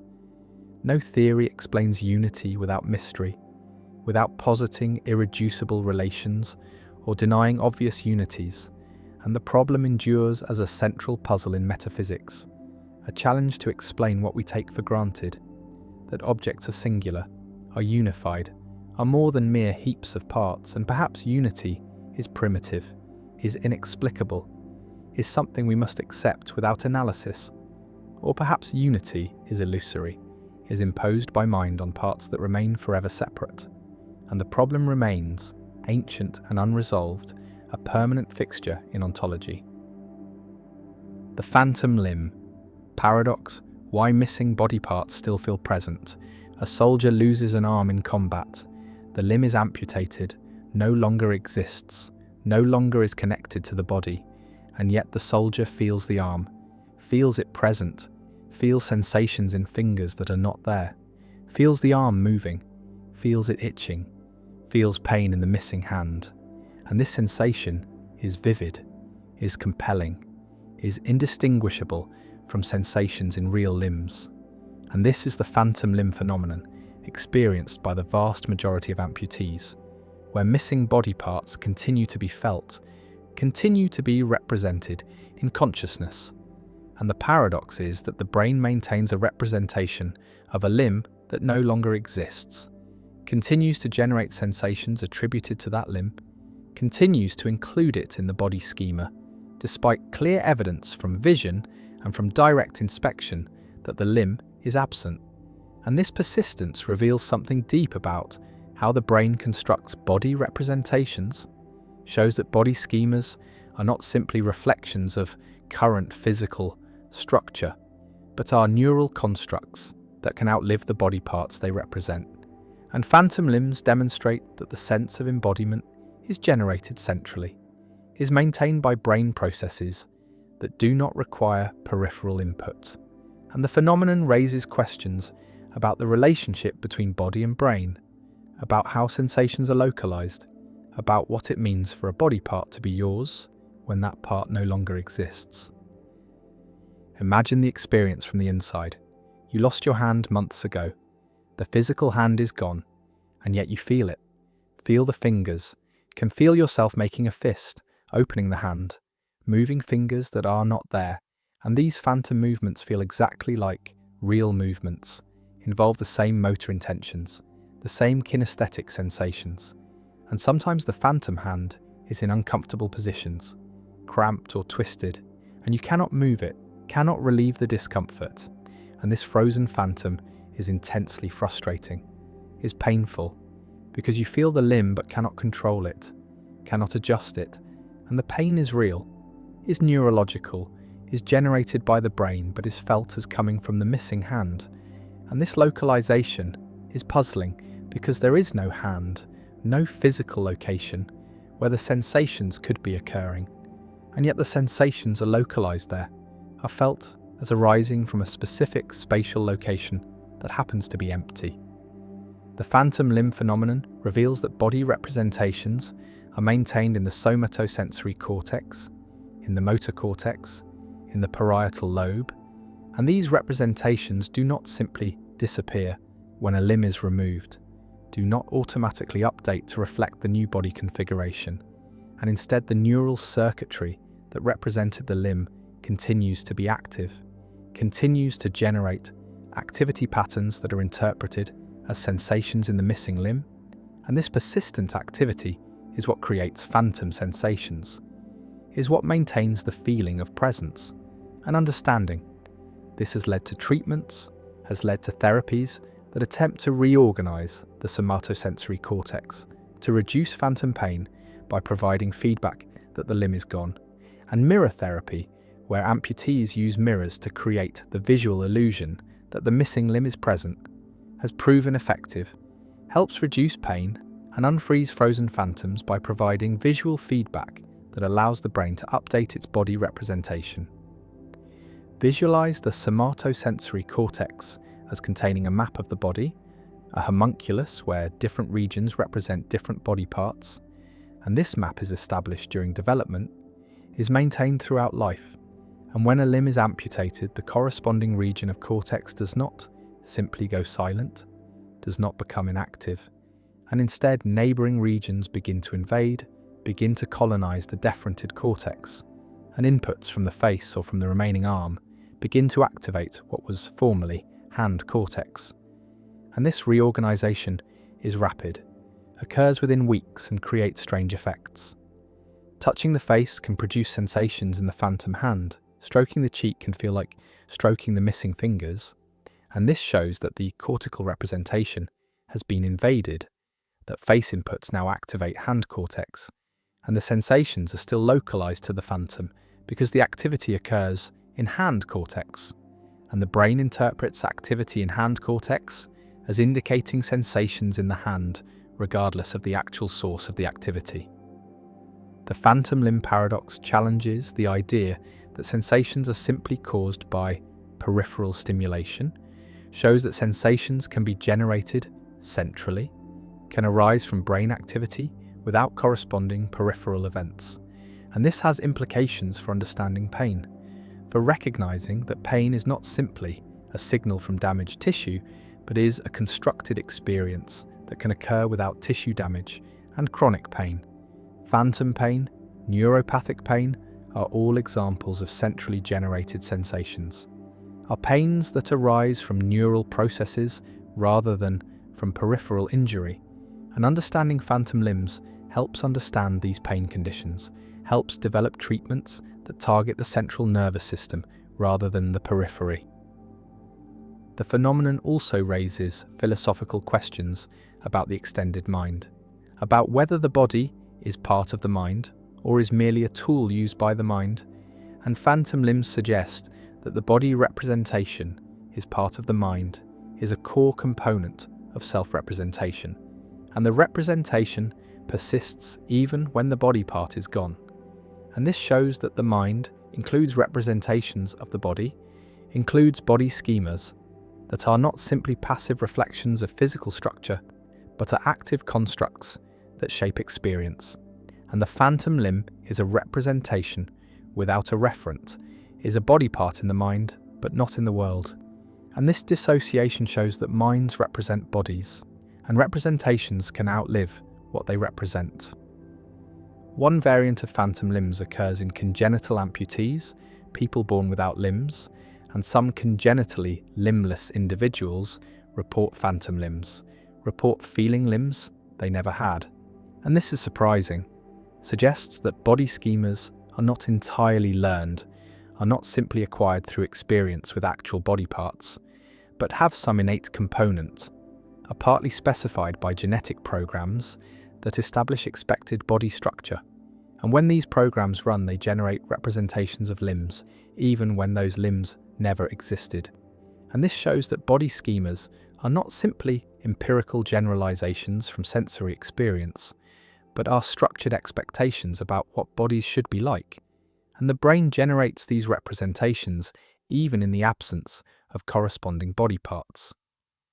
Another implication concerns prosthetics, because if phantom limbs persist, if amputees continue to feel missing limbs, then prosthetics should be designed to interface with these phantom sensations, should provide feedback that is integrated with the phantom, and neuroprosthetics that read motor intentions from the brain or from remaining nerves can be controlled by the phantom, can allow amputees to move prosthetic limbs by moving their phantom limbs.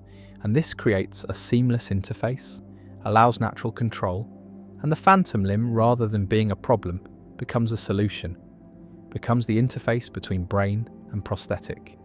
And understanding phantoms has been crucial for developing advanced prosthetics that feel natural, that are experienced as extensions of the body rather than as external tools. The phantom also appears in other contexts: phantom breasts after mastectomy, phantom genitalia after surgery, phantom teeth after extraction, and all these phantoms reflect the same underlying mechanism, the persistence of neural representations after the represented body parts are removed. And the generality of the phenomenon shows that it is not specific to limbs, but applies to any body part. And body schemas for all body parts can persist as phantoms. And this universality suggests that phantoms reveal a general principle about how brains construct body representations, how these representations are maintained centrally, and how they can become dissociated from physical reality. The amputee feels the hand, phantom fingers that are not there, phantom movements that cannot occur, phantom pain in a location that does not exist, and the paradox persists.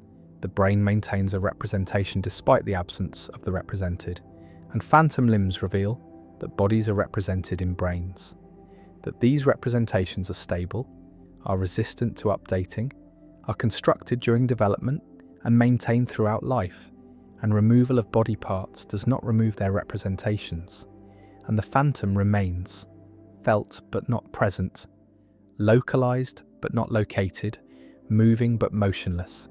And the paradox endures as one of the most striking phenomena in neuroscience, a demonstration that consciousness includes representations that can outlive their reference, that sensations can be generated centrally without peripheral causes, and that the body we feel is not simply the body we have, but is the body the brain represents. And sometimes these diverge and phantoms emerge, ghostly presences of absent limbs, and the phenomenon persists. The paradox of tolerance, when being open-minded means destroying open-mindedness. A liberal society values tolerance, values the freedom to believe different things, to practice different religions, to hold different political views, to live in different ways, and this tolerance is seen as a virtue, as essential to freedom and democracy, as the foundation of peaceful coexistence in diverse societies.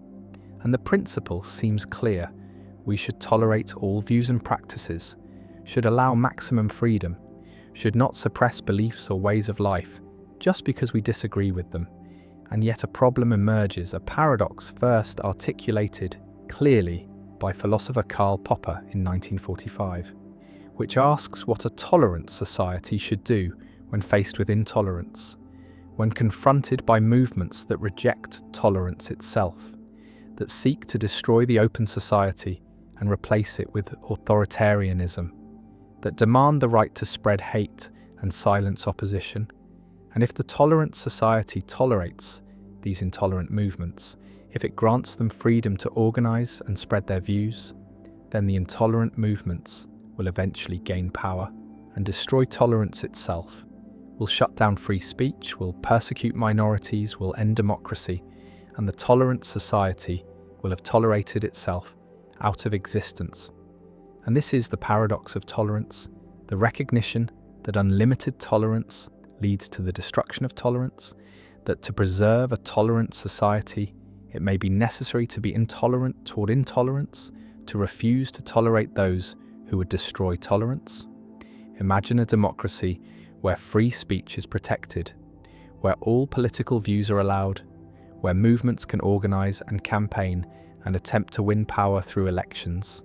And now, imagine a fascist movement that explicitly rejects democracy, that promises to seize power and end elections and establish dictatorship. And this movement uses the freedoms of the democratic system to grow, uses free speech to spread propaganda, uses freedom of assembly to recruit followers, uses democratic procedures to gain seats in parliament, and at each stage, the democratic society faces a choice. Do we tolerate this movement? Do we allow it to continue operating within the system, even though its goal is to destroy the system? Or do we suppress it? Do we ban the movement, arrest its leaders, prevent it from spreading its message?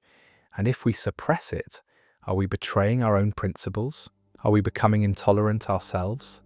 And if we do not suppress it, are we complicit in our own destruction? Are we naive? Are we allowing democracy to commit suicide? Popper's answer was that we should not tolerate the intolerant, that tolerance is not a suicide pact, that a society that wishes to remain tolerant must be willing to defend itself against movements that seek to destroy tolerance, and this means that tolerance has limits, that it does not extend to those who would abuse it to eliminate tolerance. And Popper acknowledged that this is paradoxical, that the tolerant society must practice intolerance, must suppress certain views, must limit freedom in order to preserve freedom. But he argued that this is necessary, that the alternative is the death of tolerance, and history supports this.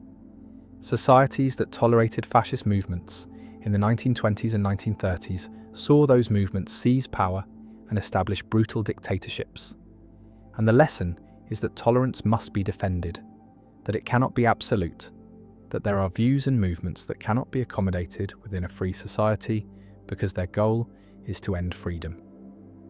But this creates difficult questions about where to draw the line, about which views count as intolerably intolerant, about who decides, about what methods of suppression are legitimate. Because if we ban every movement that seems threatening, if we suppress every view that makes us uncomfortable, then we are no longer a tolerant society. We have become the oppressors.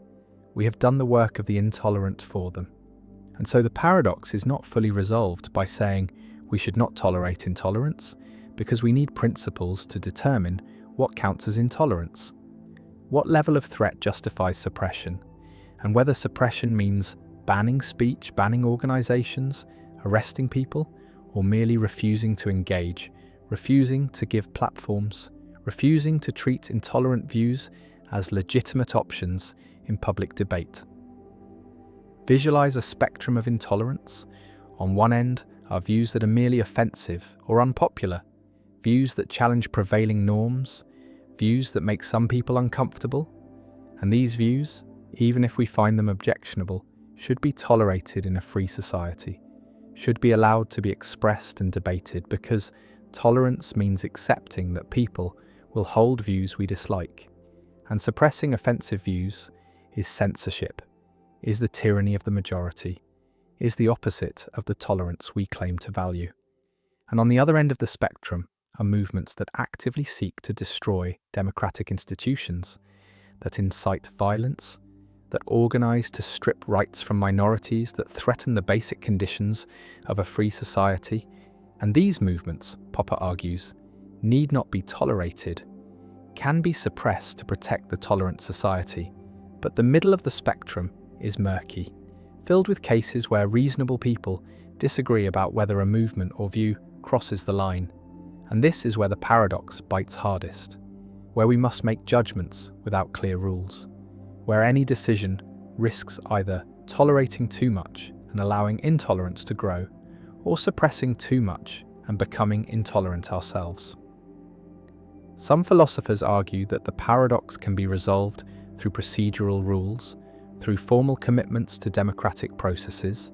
A tolerant society tolerates all views that accept the democratic framework, that agree to compete peacefully for power, that accept the results of elections and respect the rights of others.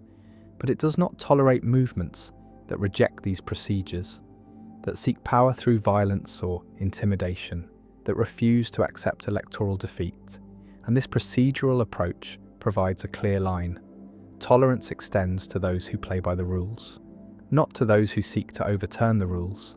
But critics note that even this approach involves substantive value judgments, because the democratic framework itself embodies values like equality and freedom. And so we are saying we tolerate all views except those that reject our core values. And this is not neutral tolerance, but partisan tolerance, tolerance of a specific range of views that we have already deemed acceptable. Others argue that the solution involves distinguishing between tolerating views and tolerating actions, that a truly tolerant society allows people to hold and express any beliefs, but does not allow them to act on beliefs that harm others. So expressing racist views might be tolerated, but discriminatory actions are not. Advocating for dictatorship might be tolerated, but attempting a coup is not.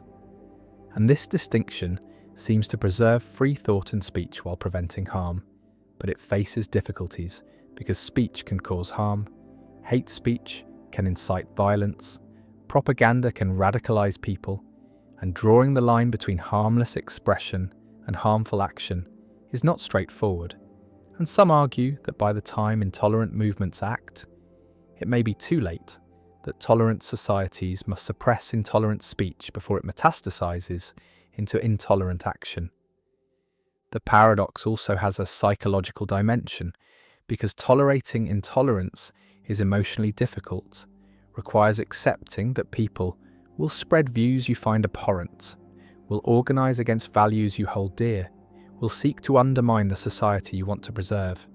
And this acceptance is painful, creates tension, and there is a constant temptation to suppress, to silence, to refuse to tolerate, and distinguishing between legitimate suppression of genuine threats and illegitimate censorship of mere disagreement requires judgment, requires resisting the urge to label all opposing views as intolerable, requires humility about our own fallibility.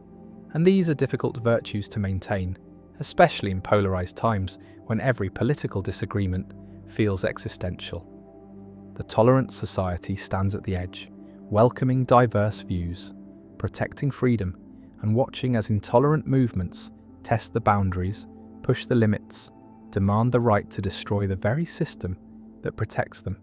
And the society must decide, must draw a line, must say some things cannot be tolerated, some movements cannot be accommodated, And in drawing that line, the society becomes less than perfectly tolerant, accepts that tolerance has limits, that the open society must defend itself.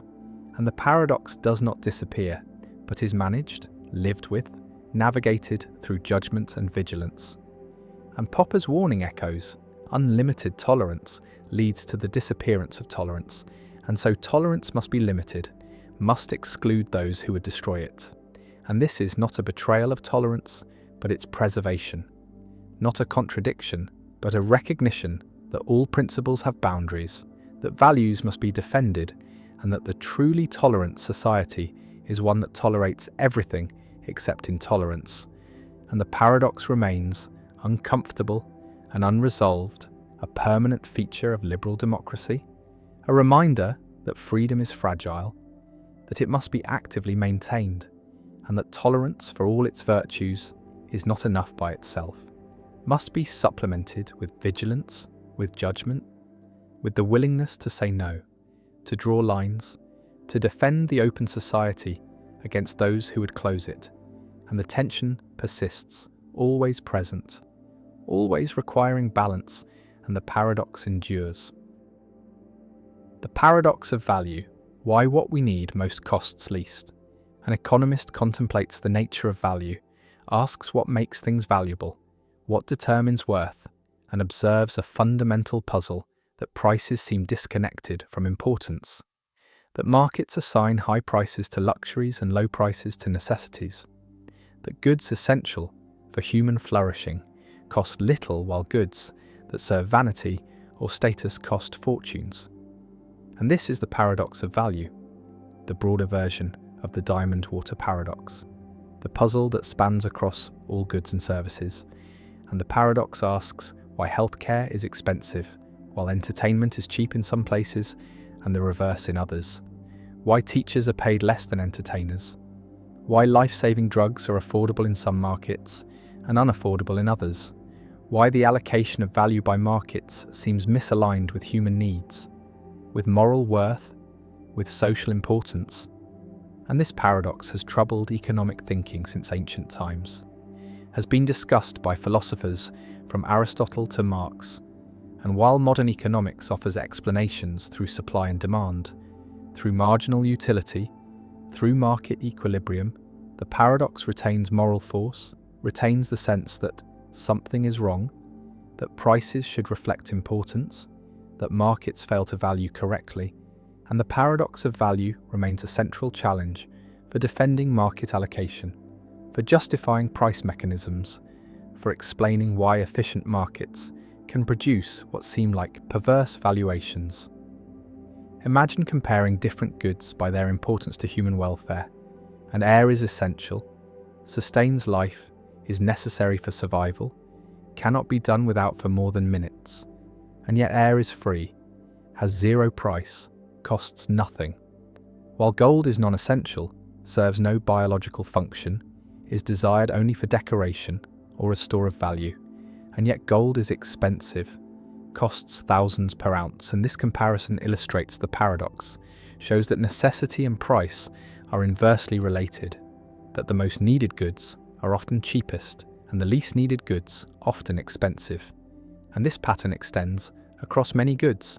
Water is cheap, housing varies but is often expensive, healthcare is expensive in many places, education costs are rising, food prices are moderate, while luxuries like jewellery, sports cars, yachts, artwork, all command premium prices.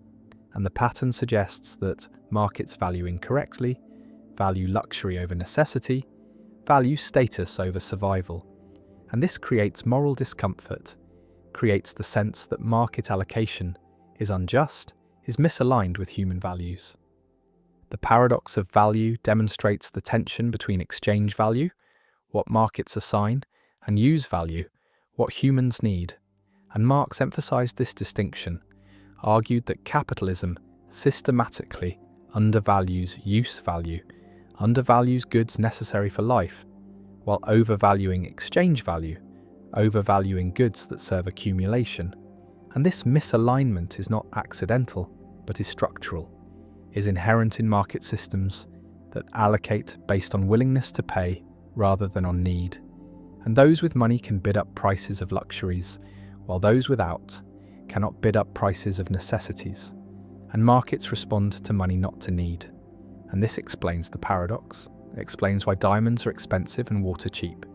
Because those who want diamonds have money to pay high prices, while those who need water cannot afford high prices.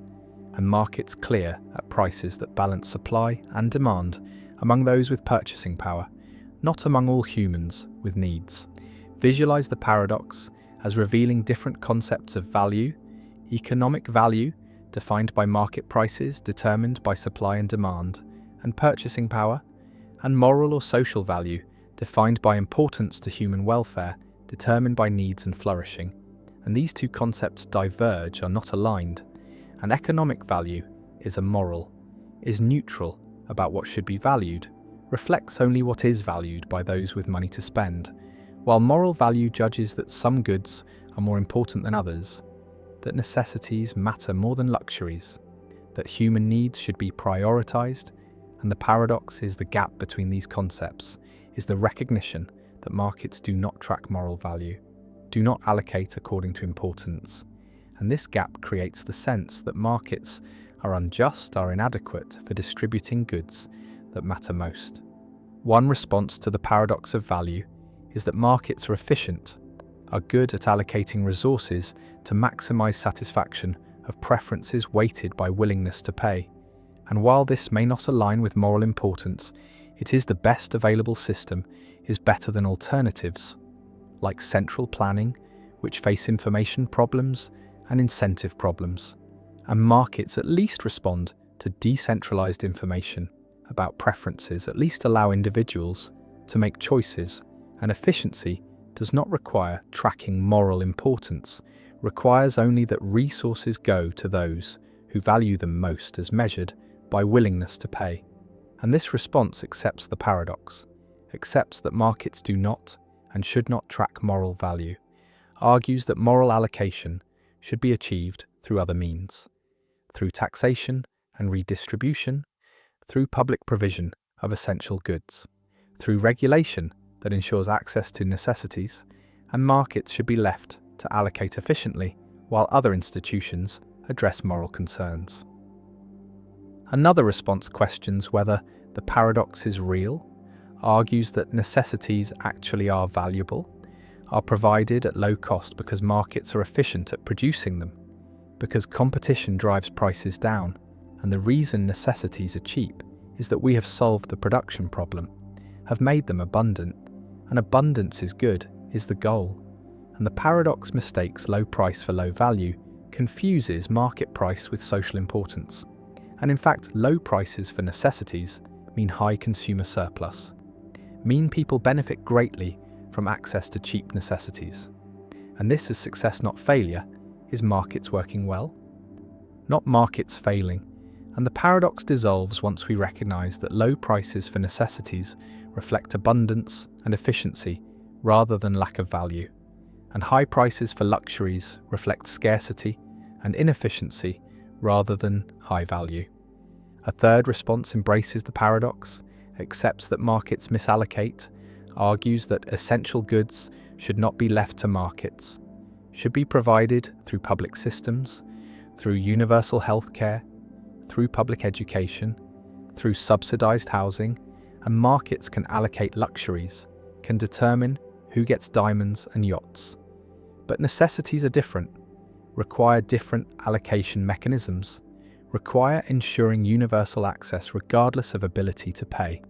And this social democratic response uses the paradox to argue for limits on markets, for sectors where market allocation is inappropriate, where public provision is necessary, and the paradox becomes an argument for mixed economies, for market allocation in some domains and public allocation in others. The paradox also appears in labour markets, where compensation seems misaligned with social importance, and teachers are paid less than entertainers, nurses less than financiers, social workers less than lawyers, and this pattern suggests that markets undervalue socially important work, undervalue contributions to welfare and education and care, while overvaluing contributions to entertainment and finance. And this creates moral discomfort, creates the sense that labour markets are unjust, and explaining the pattern requires understanding supply and demand for labour, requires recognising that compensation reflects scarcity and productivity as measured by market value, not social importance, and teachers are abundant relative to demand while CEOs are scarce, and market productivity of CEOs as measured by profit contribution exceeds that of teachers. And these factors determine compensation, not social importance. And this explains the pattern but does not eliminate the moral concern, does not resolve the sense that something is wrong with a system that pays entertainers more than educators. Some argue that the paradox of value reveals limits of price as measure of value, reveals that not everything important can be priced, that some goods resist commodification, that markets are appropriate for some goods and inappropriate for others, and market prices are useful for allocating produced commodities but are inadequate for allocating access to health, education, safety, justice, and these latter goods require different allocation mechanisms, require treating them as rights or entitlements rather than as commodities to be purchased. And the paradox supports this view, supports the idea that markets have limits, that not everything should be for sale, that some forms of value resist market logic. The necessities remain cheap, the luxuries remain expensive, and the paradox persists. Prices diverge from importance, exchange value diverges from use value, markets allocate without regard to need, and the pattern continues, and the paradox of value endures as a permanent feature of market systems, endures as a moral challenge to market allocation, and resolving the tension requires either accepting that markets are amoral, are efficient but not just, and supplementing markets with institutions that ensure access to necessities, or rejecting markets for essential goods, replacing market allocation with public provision. And the paradox remains unresolved and troubling, showing that what we need most costs least, that prices do not track importance, that markets value incorrectly from a moral perspective, even if correctly from an economic perspective, and the paradox endures.